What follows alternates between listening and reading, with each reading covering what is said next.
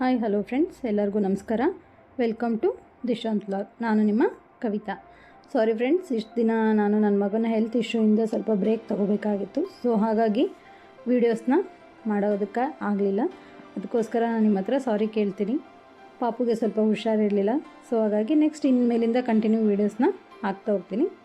ಇವತ್ತಿನ ಈ ವಿಡಿಯೋನ ಸ್ಟಾರ್ಟ್ ಮಾಡೋಣ.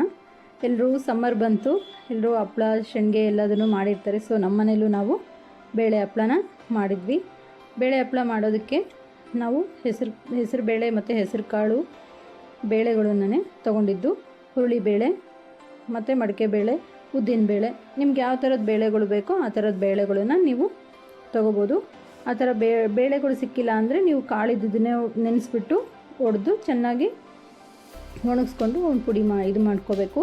ಜಿನ್ನಿಗೆ ಹೋಗಿ ಈ ರೀತಿ ಪುಡಿ ಮಾಡಿಸ್ಕೊಂಬಂದರೆ ಸಾಕು. ಜಿನ್ ಮಾಡಿಸ್ಕೊಂಬಂದು ಸಾಣಿಸಿ ಇಟ್ಕೊಂಡಿದ್ದೀವಿ ನಾವು. ನೋಡಿ, ಈ ರೀತಿ ಸಣ್ಣಕ್ಕೆ ಸಾಣಿಸ್ಕೊಂಡು ಇಟ್ಕೊಂಡಿದ್ದೀವಿ. ಇದಕ್ಕೆ ಇವಾಗ ಹೇಗೆ ಮಾಡೋದು ಅಂತ ನೋಡೋಣ. ಮಾಡೋದಕ್ಕೆ ಖಾರ ತೊಗೊತೀವಲ್ಲ, ಮೆಣಸಿನ್ಕಾಯಿ, ಅದನ್ನು ನಾವು ಕುದಿಸ್ಕೊಂಬಿಟ್ಟು ತೊಗೊಳ್ತೀವಿ. ಸೊ ಹಾಗಾಗಿ ನಾವಿವತ್ತು ಒಲೆ ಮೇಲೆ ಒಂದು ಪಾತ್ರೆಯಲ್ಲಿ ನೀರಿಟ್ಟು ಇದನ್ನು ಮೆಣಸಿನ್ಕಾಯಿನ ಸ್ವಲ್ಪ ಕುದಿಸ್ಕೊಳ್ಳೋಣ. ಒಂದು ಕುದಿ ಬಂದರೆ ಸಾಕು. ಒಂದು 5 ಮಿನಿಟ್ಸ್ ಇದನ್ನು ಚೆನ್ನಾಗಿ ಕುದೀತಾ ಇರುವಾಗ ಈ ರೀತಿ ಮೆಣಸಿನ್ಕಾಯಿನ ಹಾಕಿ ಕೈ ಹಿಡಿ ಒಂದು ಲಿಡ್ ಕ್ಲೋಸ್ ಮಾಡಿ ಅದನ್ನು ಚೆನ್ನಾಗಿ ಒಂದು 5 ಮಿನಿಟ್ಸ್ ಇದನ್ನ ಬೇಯಿಸ್ಕೊಂಡ್ರೆ ಸಾಕು. ಇವಾಗಿದು ಒಂದು 5 ಮಿನಿಟ್ಸ್ ಆಗಿದೆ. ಆದಮೇಲೆ ಗ್ಯಾಸ್ ಸ್ಟವ್ನ ಆಫ್ ಮಾಡಿ ಮತ್ತೆ ಲಿಡ್ ಕ್ಲೋಸ್ ಮಾಡಿ ಒಂದು 2 ಮಿನಿಟ್ಸ್ ಹಾಗೆ ಬಿಡೋಣ. ಅದು ಫುಲ್ ಮೆತ್ತಗಾಗಬೇಕು. ಸೊ ಹಾಗಾಗಿ ಇವಾಗ ನೆಕ್ಸ್ಟು ಅದಕ್ಕೆ ಏನೇನು ಬೇಕು ಅಂದರೆ ಕರಿಬೇವು, ಕೊತ್ತಂಬರಿ ಬೇಕು. ಒಂದು ಹಿಡಿಯುವಷ್ಟು ತೊಗೊಂಡಿದ್ದೀವಿ. ಬೆಳ್ಳುಳ್ಳಿನೂ ಅಷ್ಟೇ, ಒಂದು ಮುಷ್ಟಿಯಷ್ಟು ಬೆಳ್ಳುಳ್ಳಿನ ತೊಗೊಂಡಿದ್ದೀವಿ. ಇನ್ನು ಸಣ್ಣಗಾಳು ಅಥವಾ ಓಂಕಾಳು ಅಂತ ಹೇಳ್ತಾರೆ, ಮತ್ತು ಜೀರಿಗೆ ತೊಗೊಂಡಿದ್ದೀವಿ. ಜೊತೆಗೆ ಒಂದು 15ರಿಂದ 20 ಮೆಣಸು, ಇದಿಷ್ಟನ್ನು ತೊಗೊಂಡಿದ್ದೀವಿ. ಮತ್ತು ಒಂದು ಮೀಡಿಯಮ್ ಸೈಜ್ದು ಈರುಳ್ಳಿನ ಕಟ್ ಮಾಡಿ ಇಟ್ಕೊಂಡಿದ್ದೀವಿ ಚಿಕ್ಕದಾಗಿ. ಹುಳಿಗೆ ನಾವು ನಿಂಬೆಹಣ್ಣನ್ನು ಯೂಸ್ ಮಾಡ್ತಾಯಿದ್ದೀವಿ. 2 ನಿಂಬೆಹಣ್ಣನ್ನು ತೊಗೊಂಡಿದ್ದೀವಿ. ಮತ್ತು ಆವಾಗಲೇ ಬೇಯಿಸ್ಕೊಂಡಂಥ ಮೆಣಸಿನ್ಕಾಯಿ ಖಾರಕ್ಕೆ ತೊಗೊಂಡಿದ್ದೀನಿ. ಮತ್ತು ಜೊತೆಗೆ ರುಚಿಗೆ ತಕ್ಕಷ್ಟು ಉಪ್ಪು. ಇವಿಷ್ಟೂ ನಾವು ಸಪ್ರೇಟಾಗಿಯೇ ಮಿಕ್ಸಿ ಮಾಡ್ಕೋಬೇಕು, ಗ್ರೈಂಡ್ ಮಾಡಿಕೊಂಡ್ರೆ. ಯಾಕೆಂದರೆ ನಮಗೆ ಎಷ್ಟೆಷ್ಟು ಬೇಕೋ ಅಷ್ಟು ಹಾಕ್ಕೊಳೋದಕ್ಕೆ ರುಚಿ ನೋಡಿ ಹಾಕ್ಕೋಬೋದು ಅನ್ನೋ ಒಂದೇ ಒಂದು ರೀಸನ್ಗೆ ಸಪ್ರೇಟಾಗಿ ಎಲ್ಲವೂ ಗ್ರೈಂಡ್ ಮಾಡ್ಕೊಳ್ಳೋಣ. ಇವಾಗ ಇದನ್ನು ಇಷ್ಟು ಪೌಡರಾಗಿ ಮಾಡಿಕೊಂಡ್ರೆ ಸಾಕು. ನೆಕ್ಸ್ಟ್ ಮೆಣಸಿನ್ಕಾಯಿನೂ ಕೂಡ ಒಂದು ಪೇಸ್ಟ್ ಥರದಲ್ಲಿ ಅದನ್ನೇ ಸಪ್ರೇಟಾಗಿ ಮಾಡಿಕೊಂಡು ನೋಡಿ, ಈ ರೀತಿ ಪೇಸ್ಟ್ ಥರ ಮಾಡಿಕೊಂಡ್ರೆ ಸಾಕು.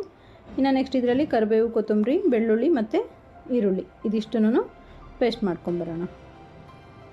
ಈ ರೀತಿ ಇಷ್ಟು ಮಾಡಿಕೊಂಡ್ರೆ ಸಾಕು. ಈ ರೀತಿ ಆದರೆ ಎಲ್ಲವೂ ಸಪ್ರೇಟ್ನೇ ಮಾಡ್ಕೊಂಡು ಇಟ್ಕೊಳ್ಳೋಣ. ಇವಾಗ ಹಿಟ್ಟಿಗೆ ಒಂದೊಂದೇ ಪೇಸ್ಟನ್ನು ಹಾಕ್ಕೊತ ರುಚಿಗೆ ತಕ್ಕಷ್ಟು ಉಪ್ಪು ಮತ್ತು ಹುಳಿ ಏನು ನಾವು ಲೆಮನ್ ತೊಗೊಂಡಿದ್ವಲ್ಲ ಅದನ್ನೆಲ್ಲ ಸ್ಕ್ವೀಸ್ ಮಾಡಿ ಇಟ್ಕೊಂಡಿದ್ವಿ.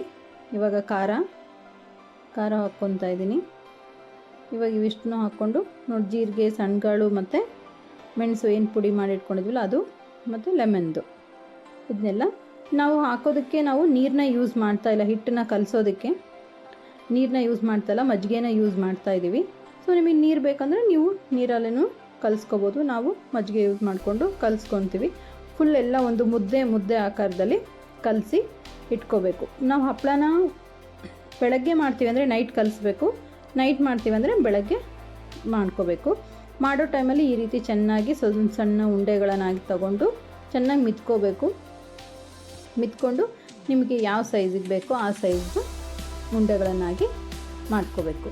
ನೋಡಿ, ಇಲ್ಲಿ ತೋರಿಸ್ತಾ ಇದ್ದೀವಲ್ಲ, ಈ ರೀತಿ ಚೆನ್ನಾಗಿ ಮಿತ್ಕೊಂಡು ಇನ್ನೂ ಚಿಕ್ಕದಾಗಿ ನಿಮಗೆ ಯಾವ ಸೈಜಿಗೆ ಬೇಕೋ ಆ ಸೈಜ್ಗೆ ಉಳ್ಳೆಗಳನ್ನು ಮಾಡಿಕೊಂಡು ಈ ರೀತಿ ನೋಡಿ ಉಳ್ಳೆಗಳನ್ನು ಮಾಡಿಕೊಂಡು ಇಟ್ಕೋಬೇಕು. ಈಗ ಒಂದು ಆಯಿಲ್ ಪೇಪರು ಅಥವಾ ಯಾವುದಾದ್ರೂ ಪ್ಲಾಸ್ಟಿಕ್ ಪೇಪರಲ್ಲಿ ಅಕ್ಕಿ ಹಿಟ್ಟನ್ನು ಹಚ್ಚಿಬಿಟ್ಟು, ನಾವು ಉದ್ದೋದಕ್ಕೆ ಅಕ್ಕಿ ಹಿಟ್ಟನ್ನು ಯೂಸ್ ಮಾಡ್ತಾಯಿದ್ದೀವಿ. ಅಕ್ಕಿ ಹಿಟ್ಟನ್ನು ಹಚ್ಚಿ ಲಟ್ಟಿಸ್ಕೋಬೇಕು.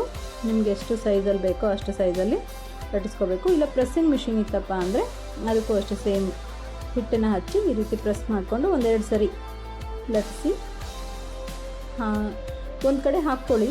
ಇದನ್ನು ಇವಾಗಲೇ ಬಿಸಿಲಲ್ಲಿನೇ ಬೇಳೆ ಹಪ್ಪಳನ ಯಾವತ್ತೂ ಮಾಡಿದ ತಕ್ಷಣ ಬಿಸಿಲಲ್ಲಿ ಒಣಗಿಸ್ಬಾರ್ದು. ಸೊ ಹಂಗಾಗಿ ಮನೆಯೊಳಗೇನೆ ಅಥವಾ ಎಲ್ಲಾದರೂ ನೆರಳು ಇರೋ ಹತ್ರನೇ ಈ ರೀತಿ ನೋಡಿ, ನಾವು ಏನು ಒಣಗ ಹಾಕಿದ್ದೀವಲ್ಲ ಈ ರೀತಿ ಒಣಗಿಸ್ಕೋಬೇಕು. ಇದನ್ನು ನೆಕ್ಸ್ಟ್ ಡೇ ಮಾತ್ರ ಬಿಸಿಲಿಗೆ ಹಾಕಬೇಕು.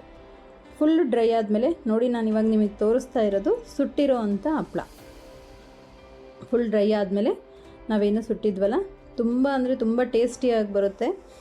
ತುಂಬ ಚೆನ್ನಾಗಿರುತ್ತೆ ಫ್ರೆಂಡ್ಸ್. ನೀವು ನಿಮ್ಮ ಮನೇಲಿ ಮಾಡಿ ಅಂತ ಹೇಳ್ತೀನಿ.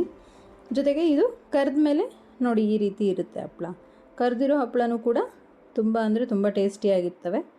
ಈ ವಿಡಿಯೋ ನಿಮಗೆ ಇಷ್ಟ ಆಗಿದೆ ಅಂದ್ಕೊತೀನಿ. Thank you for watching my video. ಇಷ್ಟ ಆಗಿದರೆ ಪ್ಲೀಸ್ ಲೈಕ್ ಮಾಡಿ, ಶೇರ್ ಮಾಡಿ, ಸಬ್ಸ್ಕ್ರೈಬ್ ಮಾಡಿ, ಪಕ್ಕದಲ್ಲೇ ಕಾಣೋ ಬೆಲ್ ಐಕನ್ನ ಪ್ರೆಸ್ ಮಾಡಿ ಅಂತ ಹೇಳ್ತಾ ಮತ್ತೆ ಮುಂದಿನ ವಿಡಿಯೋದಲ್ಲಿ ಸಿಗೋಣ. ಅಲ್ಲಿವರೆಗೂ take care, bye. Thank you.